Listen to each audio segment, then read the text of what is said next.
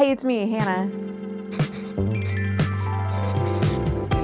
We are at the point in the year where I am compelled by every force in nature to pick up my crochet hook, break out my yarn stash, and hyperfixate on fiber arts.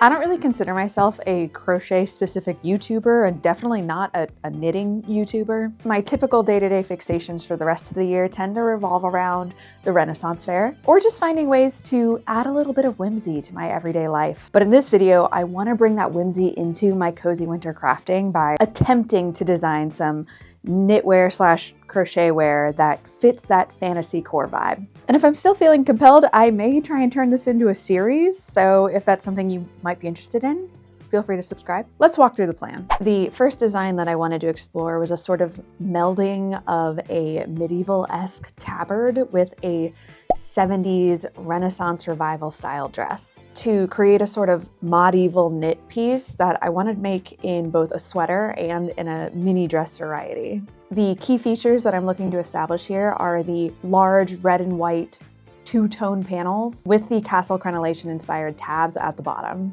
Now, because this is a bigger piece and I want to get it done more quickly in order to get this video out on time, I want to try and pattern this out on my Sentro knitting machine. I think the first thing I need to figure out is how I'm going to add those tabs to the bottom of the dress. No matter what, I'm going to be working in the panel setting on the machine for the body of the dress anyway. And my plan is to create 4 panels, 2 for the front and 2 for the back. Now, I've been playing around with how I can achieve those very geometric shapes at the bottom, and I think it makes sense for us to build these panels from the bottom up. Based on swatching and what I know of the machine, I think that it makes sense for my panels to be 36 stitches wide. I honestly didn't explain this well, so let me give you a better visual of the actual plan here for the first panel. We are going to start with an even number of rows of waste yarn, which helps us cast the actual project on cleanly. Then we are going to begin our first gap using more waste yarn, which will be 2 stitches wide, the corner of which will be connected to a back panel to create a gap at the side seam. Next, we'll start our first tab in our project yarn, which will be 10 stitches wide. Then another gap in waste yarn, this time 4 stitches wide. Then repeat for one more 10 stitch tab and one more 4 stitch gap. And then we have our final half of a tab, which will connect to the other front panel to make a full tab at the center front seam. I've made this 6 stitches wide to account for the seam allowance when I connect it to the other front panel. We're going to repeat this pattern of waste yarn and project yarn for 10 rows before we take just our project yarn and build up for another 125 rows. Now, I've obviously just walked you through this process, taking only my sizing into account, but you can take these same principles and adjust them for yourself if you aren't perfectly Hannah-sized. It's easy enough to create a gauge swatch on the machine, and then based on the gauge measurements and your measurements, or even better, the measurements of an existing garment that you like to wear, decide how many panels you need to make for the front and back along with the length of your sweater. Now you need to do some math to determine the dimensions of the crenellation inspired tabs at the bottom. This will be based on how many stitches you have in each panel and how those panels fit together, and may vary from tab to tab. I found it helpful to use a spreadsheet to determine the width of each tab and each space. Now that we've got all of that out of the way, let me actually walk you through it using my measurements. So to start off with, I marked where I know I am going to be working from, and I actually start not with the first pin, not with the second pin, but with the third pin, just because when you're in panel mode, unless you want to get very manual with it, it's hard to capture these first 2 pins. So I start with pin number 3, and I've worked my way all the way up to pin number 38. So altogether, that will give us 36 stitches. So I'm going to cast on with my waste yarn for 36 stitches.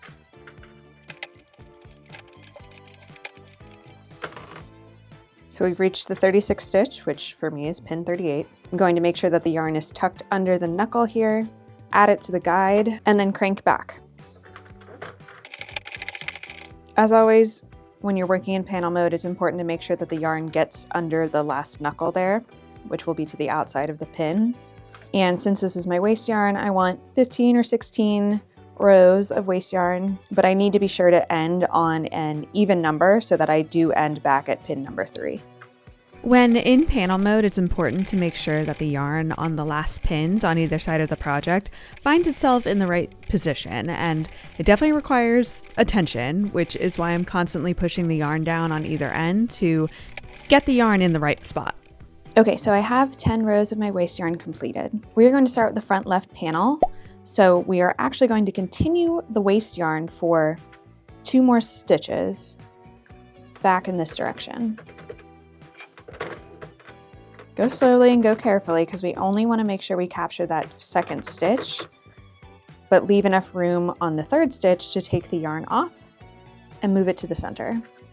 Now we're going to add our project yarn. I'm going to leave a good amount of a tail so that I can sew the panels together later on. And I'm going to ensure that that piece of yarn goes under the third pin, holding the end of the waste yarn and the beginning of the project yarn, ensuring that the project yarn is caught through the yarn guide. I'm going to slowly start cranking and then knit for 10 stitches, which I've marked my 10th stitch, the outside edge of my 10th stitch with tape. Again, we're going to stop as soon as that final stitch has captured that piece of yarn. We're going to remove our project yarn and we're going to add some more waste yarn. Again, making sure that the waste yarn is caught in that next pin, holding on to both tails and ensuring that yarn is caught properly through the guide. We're going to knit for 4 more stitches, nice and slow. Once that's caught, we're going to move the waste yarn to the center of the machine and grab some more project yarn, making sure that the yarn is caught through the guide and falls under that next pin, holding on to the tails of the yarn to slowly knit until we have 10 more stitches complete. Once we've hit that 10th stitch, we'll move our project yarn to the center. It'll start to get a little busy in here, but trust the process. Grabbing a little bit more waste yarn. We're going to ensure it's through the guide and under that next pin to knit for 4 more stitches. Once that's caught on the 4th stitch, we'll move that yarn to the center and add our final piece of the project yarn. Again, holding those tails, slowly knitting until we reach our 6th pin. When we get to the outside, we need to make sure that that last pin, the knuckle to the outside of it, has the yarn caught underneath before we start cranking it back. Again, slowly, we will crank it back until we hit our 6th stitch. And we have the yarn caught underneath that pin. Once we've hit that point, we're adding the yarn to the center, following this piece of yarn to find our waste yarn, ensuring it's caught under the knuckle and then caught under the next pin and then placed through the guide. I'm specifically calling this out because this point, and this point is how you end up messing up on the Sentro knitting machine, is this knuckle, this first pin, and the guide. So as long as those are in line, this should all work nice and cleanly. We are going to use our waste yarn for 4 more stitches. Again, capturing on that last stitch and remove our yarn. And we're basically just going to follow this pattern back to the starting point.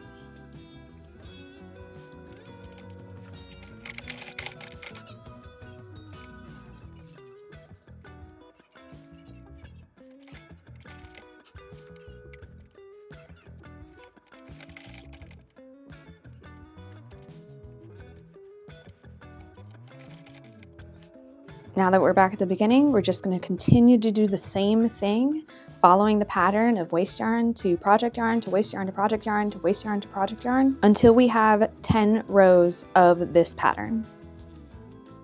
I'll take this time to give you a peek behind the curtain over here in Making Hannah Land. I actually filmed this whole project once before and did my project reveal in a beautiful real-life castle, but I just wasn't happy with the final result. So I basically started over.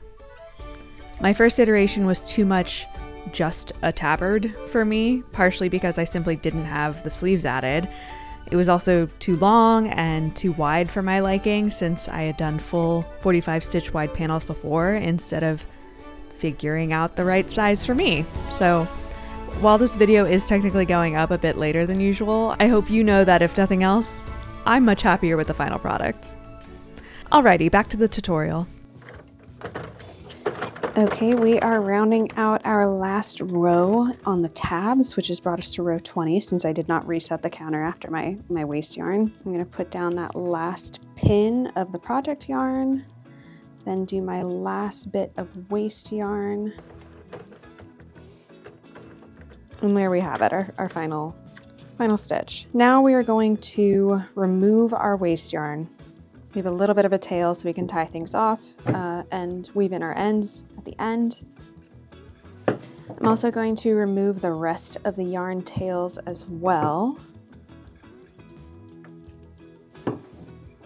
And now we're going to attach our project yarn. Things should go pretty smoothly from here. Again, holding on to that new piece of yarn. We're going to make sure it is caught in that first pin. And while I'm thinking about it, I'm going to reset the counter. Again, making sure that everybody is caught. It is in the yarn guide. And we are going to crank until it is secure. I'm gonna go ahead and tie these off just so it stays in place. And now very carefully, I'm going to crank the entire width of the panel. Making sure that these pieces remain secured. And now that we've reached the end, we've finished one row. And for the front panel, we are going to complete 125 rows of the entire width of the panel. I'm going to crank through that and I will see you on the other side.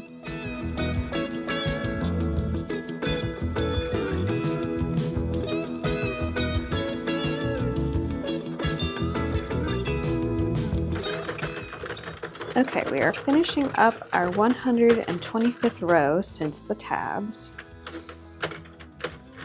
So now that we're here, we're going to do a decrease. So what I'm going to do here is use a small crochet hook, and with the pin raised high enough to get in here and pick up this loop, we're going to move that loop up over the pin and hold on to it on that crochet hook. Let's move the yarn so it doesn't get caught in anything. Slowly cranking forward to raise this second to last pin. We want it just high enough to grab that loop again.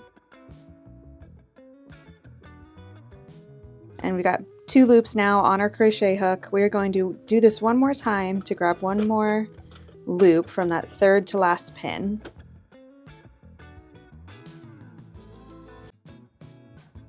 And now we have 3 loops on our crochet hook. I'm going to take this third loop, the one we just added to the crochet hook. I'm going to take it off and I'm going to hold it. I'm going to take the second loop and apply it to the third to last pin, the one we just removed a loop from. I'm now going to grab that third loop, put it right over top of the second loop, and then take our first loop and put that on the second to last pin. I'm going to push everything down so it's nice and clean and doesn't risk falling off any of these pins. I'm going to move the yarn back into the guide, being sure to catch that outside knuckle. And now I'm just going to knit like I would any other row, all the way back. And I'm going to do this for an extra 21 rows from where we finished our full width panels. Okay, now that I have completed all of my decreases, I'm left with 14 stitches left on the machine. And I am going to go ahead and use waste yarn to essentially start the casting off process.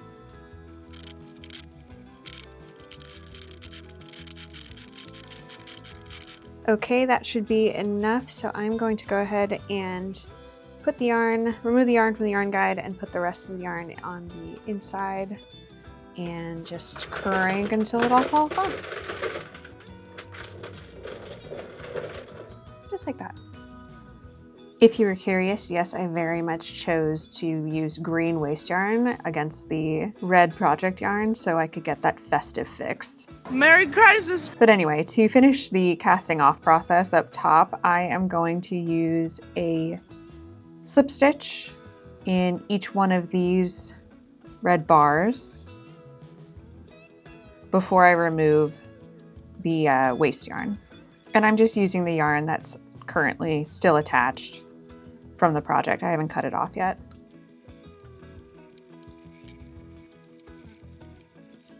And I'll leave just enough of a tail that I can weave in the ends. And there we go. Now comes the fun of just removing this waste yarn. And there we go. That's the top of the panel, of the front left panel. I guess it's the front right panel. I definitely called it the front left panel earlier on, but that's when we're building it. It is on the left side, but that's actually the inside. So when we flip it right side out, it's the front right panel. And here are all of our beautiful decreases, which look nice. Happy with that. For the bottom, I chose to do a single crochet stitch around the edge to provide a nice finish and add additional structure to those tabs, all while making it easier to scoop up those yarn ends so I wouldn't have to go back and weave them in. Obviously, I needed to maintain that squared off look while crocheting, so I added crochet decreases to the inside corners of each of the tabs and then increases to the outside of the corners. Taking this waste yarn off on this side is a touch more tedious, but still relatively easy, and the benefit of the mapping out of where to put those single crochets makes it totally worth it. Okay, the first panel is done. Now we need to do the opposite in white. So we're going to rearrange the markers that I'm using, the tape that I'm using on the Sentro to do the mirror of the tabs at the bottom, and then we'll be decreasing on the opposite end of the width of the project. For being what should be a quick project, this is still taking a long time and requires a lot of attention up front while we're trying to place those tabs. So I'll walk you through the sort of reverse, the mirrored image of the tabs for the white front panel, and then we'll crank through as much as possible tonight and then probably get started on construction tomorrow. I get to do some traveling this weekend, which is another reason I was trying to get this done quickly. So I'm looking forward to having this as a good project to work on in the car when I'm cozying up before bed. But in order to do that, unless I want to bring the Sentro, which I'm going to try not to do, I need all of my pieces put together first. So I'm going to try and get through as much of that as I can tonight, and then we'll see where we land tomorrow. So I do know that I'm going to continue to work off of pin 3 as my starting point because we're in the panel setting. The first tab on this side is going to start with 6 stitches. So 1, 2, 3, 4, 5, 6. So that'll be this one, and I need access to this ridge. And I'm just going to shift this over, and that will indicate to me that that's where I'm supposed to stop with the 6 stitches. Then we have a 4 stitch opening. 1, 2, 3, 4. So on the other side here. And then we're back up to 10. So this is where the center front is, and we'll have our 6 stitches to eventually be 12 stitches to be the center panel that then drops down because we are connecting with a mattress stitch. So 1, 2, 3, 4, 5, 6, 7, 8, 9, 10. Put it just on the other side of that 10th stitch. And then from this 10th stitch, we will have another space, which is 4 stitches. So 1, 2, 3, 4. So we'll have that there. And then another 10 stitches. Let me grab this piece of tape. 1, 2, 3, 4, 5, 6, 7, 8, 9, 10. And it will be on the knuckle just past that 10th stitch. And then 2 stitches until our final ridge. That's all lined up nicely. We have that mapped out. I really find this helpful in terms of staying on track with where I need to have my tabs and my waste yarn. So let's get some waste yarn together. And I'm also gonna make sure that the magnet for my stitch counter is set around a bigger panel. And let's choose a panel that's not on the same side where I'm going to do my decreases. So I'm gonna move this over here, and that will help me actually count in panel mode, which is always awesome. So first we can cast on with our waste yarn. Again, we're starting at pin number 3 and going the full width of the project, which for me is 36 stitches. Making sure that the yarn is underneath that ridge and through the yarn guide. going to knit back the entire width of the project again. And from here, we're just going to crank back and forth until we have all of our waste yarn in place.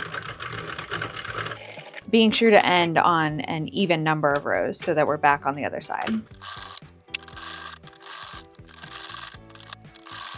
Okay, so now that I have my waste yarn all on, I'm ready to start with my project yarn. This one is a good one to have a long tail for. And I think I'm actually going to make it extra long. I don't think I made it long enough last time. So about 2 wingspans worth. And then ensuring that these 2 pieces of yarn are held together, I am going to start knitting. And for this tab, I need to do 6 stitches for the first piece. Again, we're following our tape mark-off points. As soon as we have that 6th stitch locked down, we're going to move our project yarn to the inside and use some waste yarn to fill up the space in between. Holding that yarn in place. Honestly, I could go ahead and temporarily tie it together underneath that knuckle with the tape on it. I'm going to do 4 stitches with this waste yarn.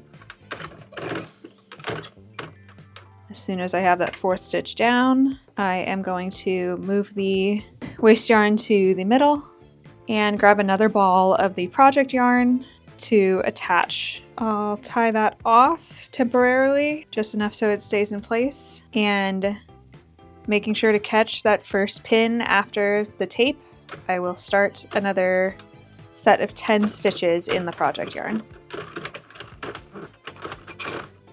As soon as that 10th stitch is down, we're moving up our ball of project yarn to the middle, grabbing some more waste yarn and using it to fill up that space in between the tabs.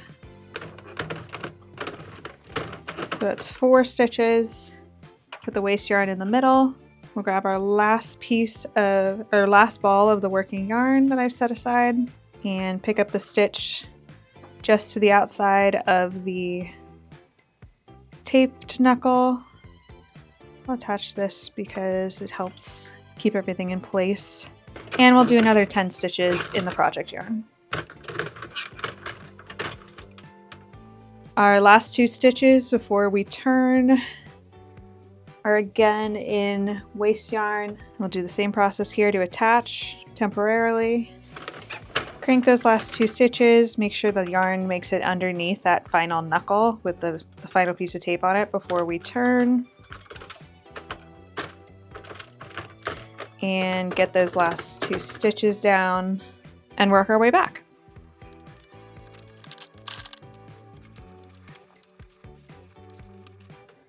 Since I've shared this process with you, I'm going to go ahead and do the rest of this off camera, hoping that I can do it a little more quickly so that I can get through all of these pieces and be ready to work through construction tomorrow. Everything from here on out is essentially the same process. This panel will have the decreases starting with pin number 3, and then the back 2 panels, neither will have decreases, so you'll just work all the way up. So it is pretty much the same. So yeah, I'm going to finish up the night working on this, and I will catch up with you in the morning. And one last time for good measure, since I'm not doing this on camera, here are the row counts of each of the sections for the rest of this front panel as well as the back panels. Luckily, I remembered the sleeves, which I decided to create in the tube setting on the machine, and I was able to quickly, and I mean quickly, crank out 80 rows in each color before leaving for a weekend trip up to Buffalo, New York.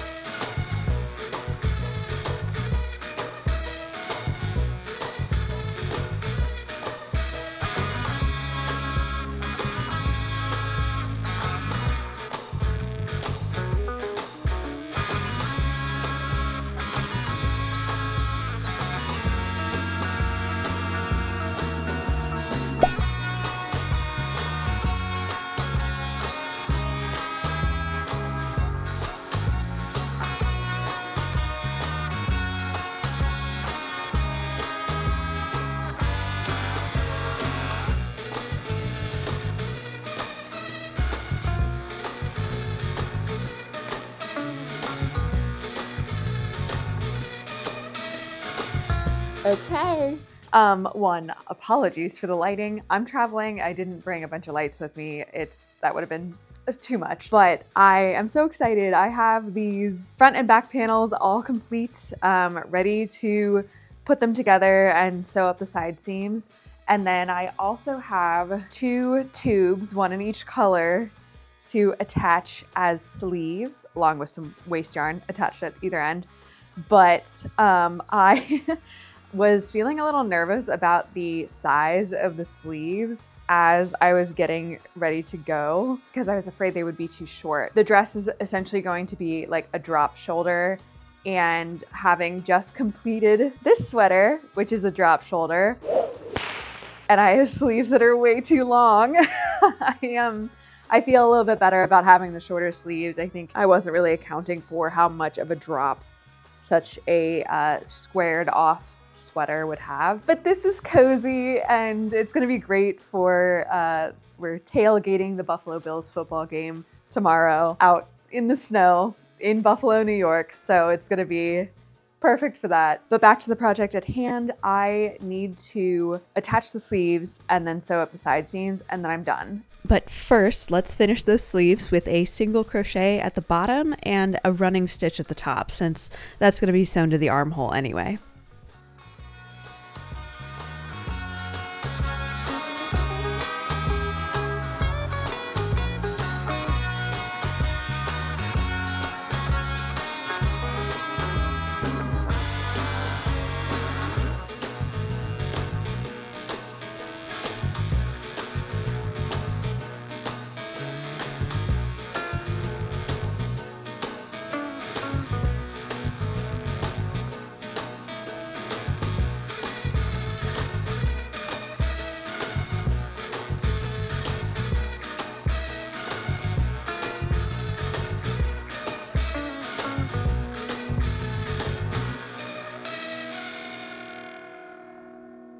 I'm not really a fan of football, more of a fan of a fan of a fan of the Bills.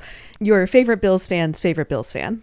But I was so excited to spend a long weekend up in the snow with my friends, and while they went to the game, I got a chance to cozy up in a Timmy hose across the street for some warmth and to finally finish this project. Once I did, I packed up and drove home, bringing the snowy weather with me back to Virginia.